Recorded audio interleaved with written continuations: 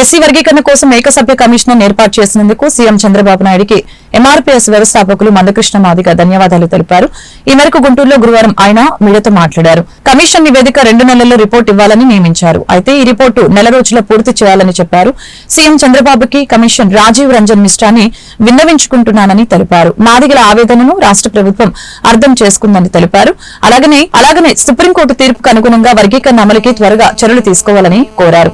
ఇందుకు కమిషన్ నివేదిక త్వరలో ఇచ్చి వర్గీకరణ అమలు చేయాలని విజ్ఞప్తి చేస్తున్నట్లు మందకృష్ణ వెల్లడించారు.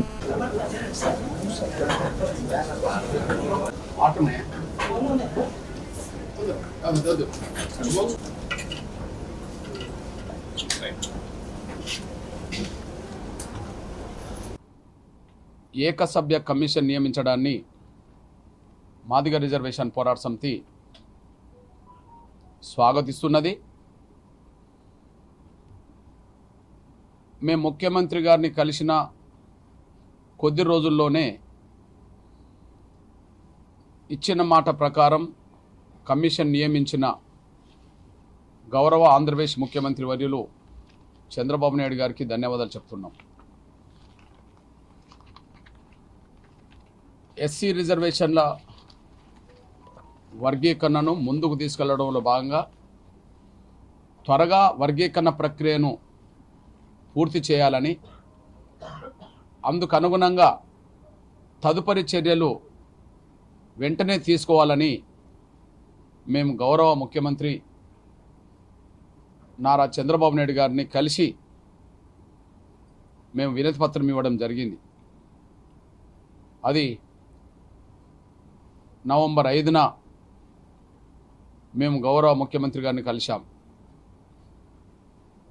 ఆ రోజే హామీ ఇవ్వడం జరిగింది.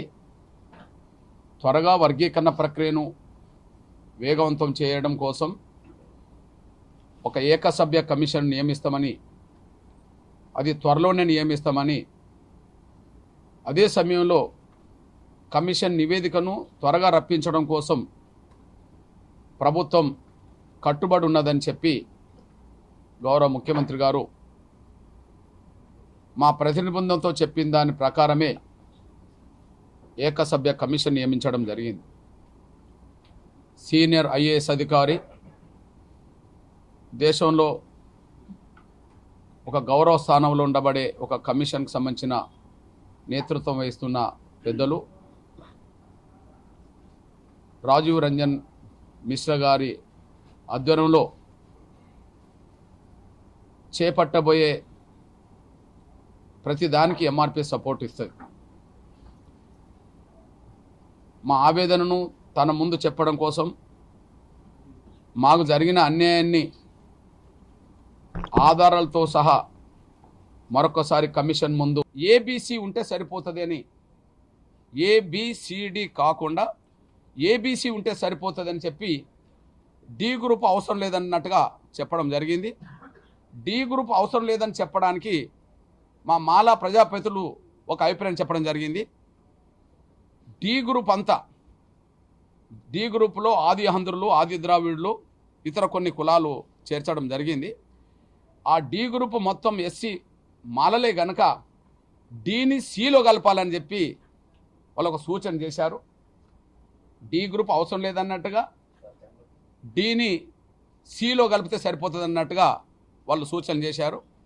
మేము ఆ సూచనకు మా నుంచి అభిప్రాయం ఏంటంటే మేము డి గ్రూపు వద్దనడంలో మాకు అభ్యంతరం లేదు. డి గ్రూపును వద్దనడంలో ఏబీసీకి పరిమితి